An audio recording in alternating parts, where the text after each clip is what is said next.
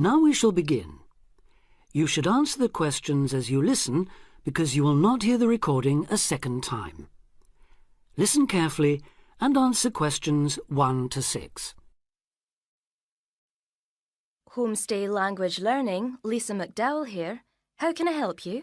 Hello, my name's Dan, Hello, Dan. and I'm going to be living with a family in Edinburgh for 3 months, so I'd like some advice on what to bring with me. I'm flying in via Singapore on the 15th. Right. Well, perhaps most important of all are your documents. Vaccination certificate, sponsor's letter, and the certifying letter from us for immigration. Yes, I've got all those in order, I think. What I'm really wondering about are money and clothes and things for my room. Personal effects, in other words. OK, let's start with cash. You'll already have money in your bank account here, of course, but make sure when you get here you have some cash on you. Pounds, that is, not euros or dollars. How much do you suggest? I'd say 50 as an absolute minimum. OK. Now, the next thing is which clothes to bring. What do you think? Well, as I'm sure you know, it can get pretty cold here, so you will need some warm clothing. There are shops near here that sell winter clothes quite cheaply, so you really don't need to bring much. Do make sure, though, that you have at least one thick sweater and a jacket with you when you arrive here. The temperature's likely to be a lot lower than in Singapore. Thanks for the warning. Now, something else I'm not sure about is whether to bring my computer. It's a laptop, so it won't take up much room. 2 problems. Firstly, it might not be compatible with the electricity supply in this country. And secondly, there's a risk of it getting broken in transit. Someone travelling here had hers smashed only last month. But surely I can carry it as hand luggage. Usually, yes, but because of all the tight security right now, you may have to check it in. So my advice is to leave yours at home. OK, I think I will. Is there anything else you'd advise against bringing?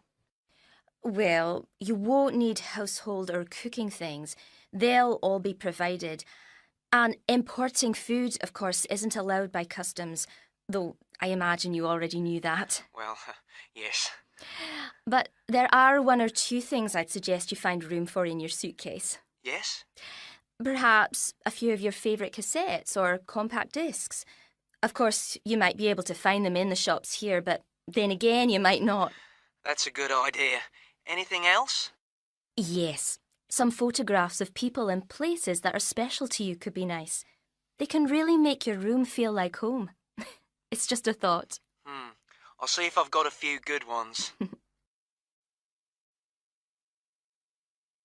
Before you hear the rest of the conversation, you have some time to look at questions 7 to 10.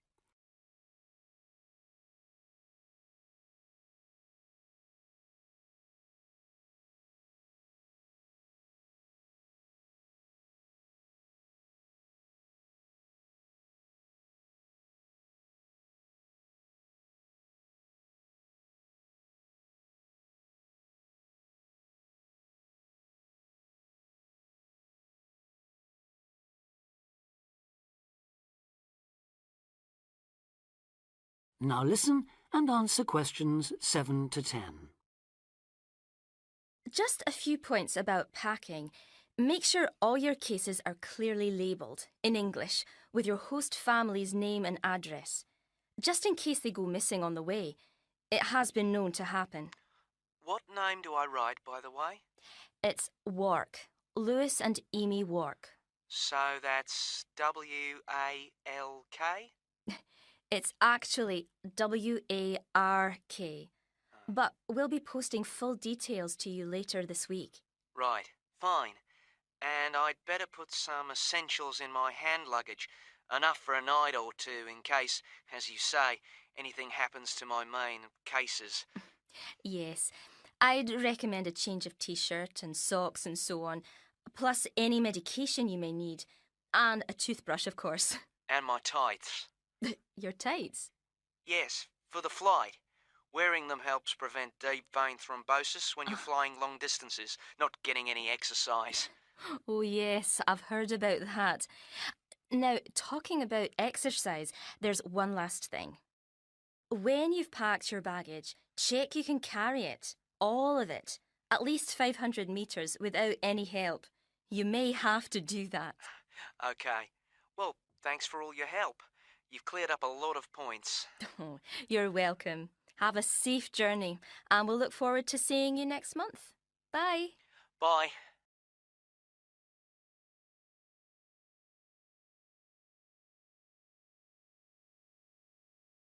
That is the end of part 1. You now have half a minute to check your answers.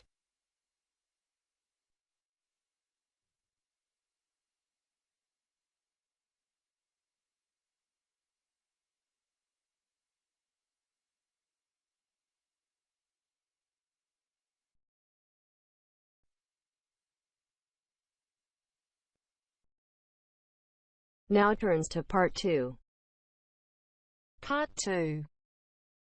First, you have some time to look at questions 11 to 16.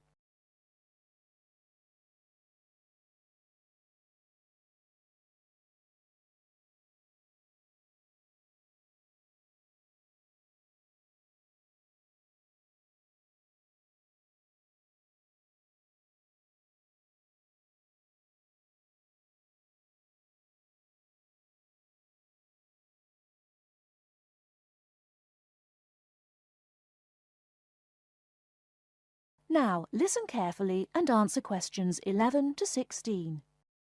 I'm here today with Helen Warner, who has been a vegetarian for many years and is going to talk a little about vegetarianism. Helen, the concept of vegetarianism seems to have interested a number of our listeners, who have sent in some questions. To begin, what made you want to become a vegetarian? Well, when I was 16, I had friends who were vegetarian and they introduced me to the idea. My parents were typical of their generation and ate meat at least 3 or 4 times a week, so I didn't really think about it too much until a few years later. It was while I was at university that I really thought about it and decided that it was unfair to eat meat when there are so many alternatives available. Is there anything you miss about not eating meat? No, not really. As I said, there are so many substitutes available these days, perhaps the most important of which comes from the soya bean. Soya is so versatile and is the staple substitute for most vegetarians. So what about the nutritional value of vegetarian food? Isn't it true that there are some vitamins that you can't get from soya or vegetables alone? Surely people need these vitamins. Yes, that's correct. But actually there is only one vital vitamin that is only present in meat. That's vitamin B12. Most vegetarians are aware of the implication of this and actually take B12 supplement in the form of tablets. Of course, the way you cook vegetables is also very important in preserving vitamins.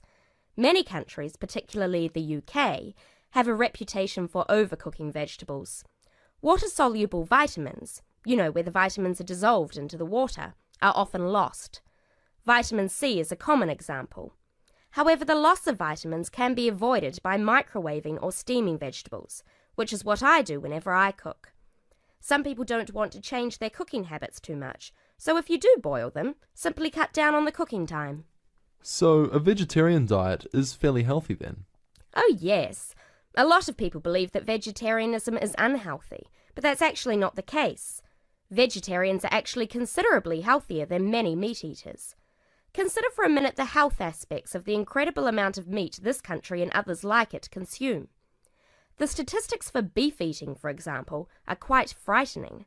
The world figure for beef consumption is slightly less than 11 kilograms per person each year. Yet in Europe, the average consumption is nearly double that at 21 kilos per person. And in the USA, it is even worse, with the average person eating 44 kilograms of beef every year.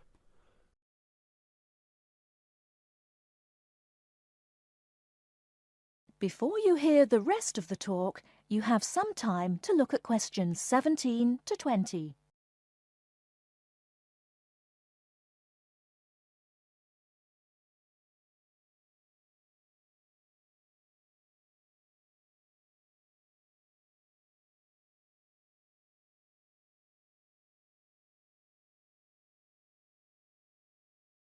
Now listen and answer questions 17 to 20. So are you suggesting that people stop eating meat altogether and everyone adopts a vegetarian lifestyle? No, not at all. Even in the healthiest diets, there is still a place for meat, but it should be eaten in moderation. Many nutritionists think of foods in terms of a pyramid, with the foods we can eat relatively freely at the bottom and the foods we should carefully restrict at the top. The majority of our diet should be composed of cereals, which would go on the bottom row of the pyramid. In this category could also be included such things as rice and pasta. Next, a good diet is followed by a roughly equal amount of vegetables and fruit. I have at least 2 servings a day of fruit and vegetables whenever possible. In decreasing quantities, you can then eat dairy foods, eggs, cheese, etc. Almost at the top of the food pyramid comes fish, carefully prepared of course, not dripping in oil or batter, and white meat. Chicken, for example, is a comparatively healthy meat, but again, a lot of this comes down to preparation methods. Right at the top of the pyramid come the ingredients of far too many Western meals, red meat and potatoes. It is particularly in that area that I would suggest moderation. Well, thank you very much, Helen. I'm sure that a lot of listeners are interested in your views. How could they find out more about the health benefits of vegetarian options? Well, there are lots of websites and books on healthy eating and vegetarianism, but it is always important to remember to consult your doctor before making any radical changes to your diet or lifestyle.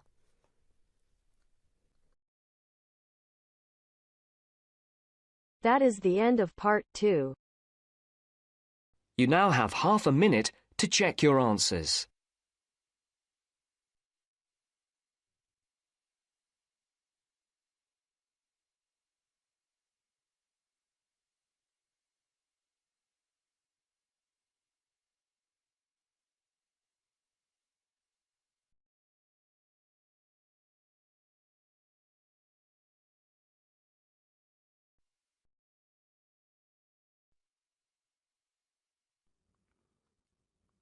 Now turn to Section 3.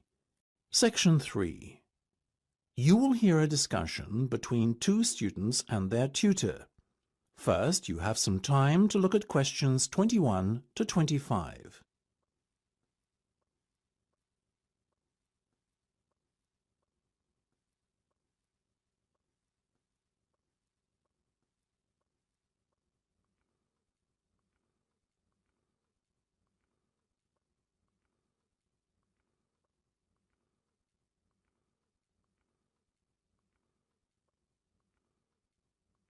Now listen carefully and answer questions 21 to 25. Okay, guys. First off, well done. That was a very good presentation yesterday. Now I'm just going to ask you questions about it before I give you my feedback. That okay? Sure. Of course. Right. Well, in that case, tell me, Niall, why did you choose to talk about Rafael Nadal? To tell you the truth, I didn't. I think I'd better let Sheena handle this one. Sheena? Yes, it was my decision to pick Nadal. Now, that might be a strange choice for a presentation entitled Someone Who Inspired Me to Study Psychology, but... Yes, but I was going to say, it does seem rather an odd choice. Was it simply down to the fact that he's a sporting hero of yours and so a role model? You talk about him a lot, Sheena, so this much is clear. It's true. Nadal is someone I look up to, but my reasons for choosing him were totally professional. You see, I doubt perhaps in the history of tennis that there was ever a better match player than him, and that got me thinking, what is the secret to his success? How does he control his nerves so splendidly? The more we started to look into his background, the more I realised Sheena was right.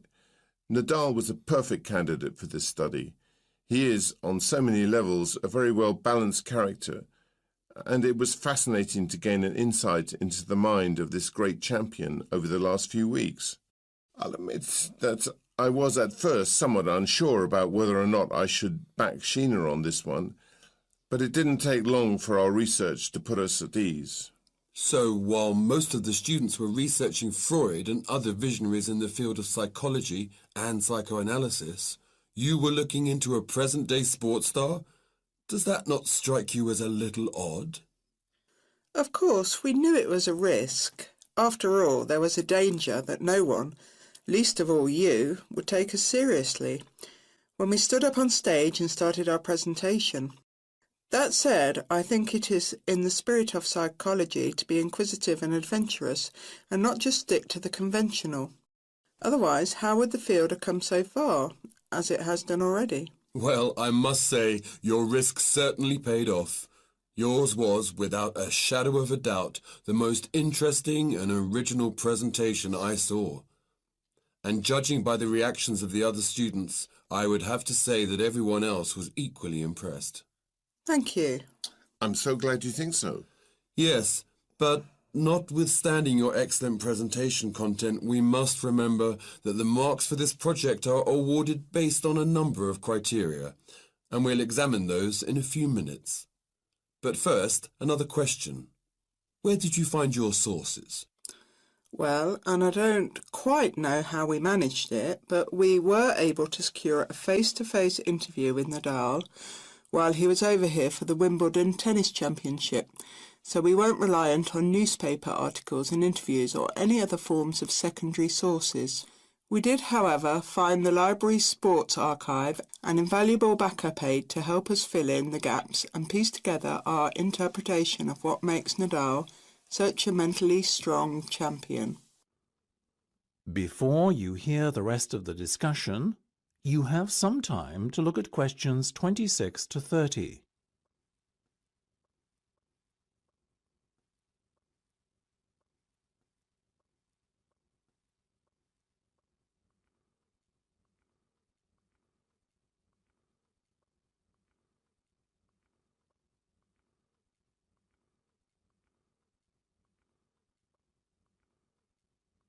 Now listen and answer questions 26 to 30. Okay, well, as I said, congratulations again for your excellent work. Now it's time for my feedback. The first area where marks were awarded is in your use of equipment. I felt that had you not been a little too reliant on the overhead projector, and had you, for example, used the interactive whiteboard and audio equipment a little more effectively, you would have received top marks in this section. As things stand, though, your use of equipment was still very satisfactory. It's just a shame as it was an opportunity missed to score full points. The next area I was asked to assess is content. As you might have guessed, I simply can't fault you on that. Highly original work, so well done.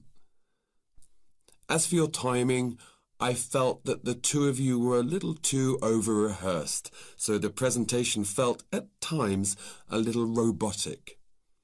That said, again, it was very satisfactory, and you would get full points for effort. Sadly, though, there is such a thing as trying too hard, and that cost you top marks here, I'm afraid. Oh, I see. Right. What was particularly impressive, though, was the thick handout you'd prepared for everyone. I took it home to read through it afterwards, and it was very well written. But not alone that, it also enhanced my experience of the presentation itself on the day, as I was able to refer to the handout for further information on what was being discussed and to answer any questions I had. Very nice. As for your level of interaction, well, you had so much that you were intent on packing into your 20-minute time slot that sadly you run out of time at the end, which left no room whatsoever for interaction, and no one had the chance to ask you any questions. You've probably guessed, therefore, that you did worse than average in this department, and unfortunately, your score will have to reflect this. Oh, my goodness. Everything sounded so positive at the start. That is a big disappointment. We worked so hard. Now, don't be so quick to get deflated. Remember, your presentation skills only count for 15% of the project grade. Your score in this assessment, even if it were terrible, would still not be enough to prevent you from getting top marks overall. It's very hard to score well in the presentation assessment anyway, so believe me, you both did reasonably well. Thank you. I wish I felt like that. Yes, your feedback was very constructive. We're just a little disappointed with ourselves. Why? That's the end of section 3. You have half a minute to check your answers.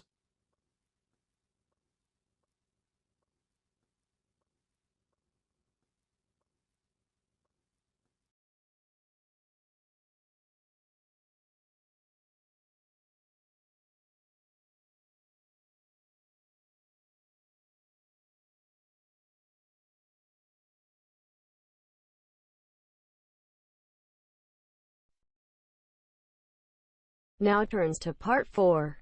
Part 4. 9. Listen to the second part of our lecture. As you listen, complete the notes below.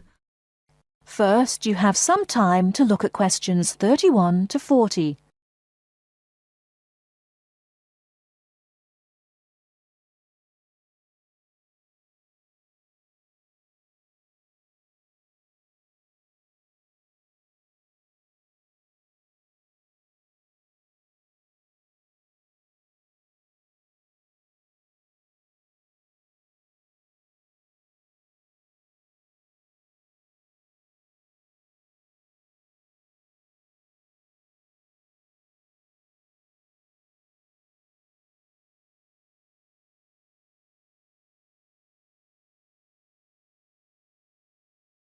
Now listen carefully and answer questions 31 to 40.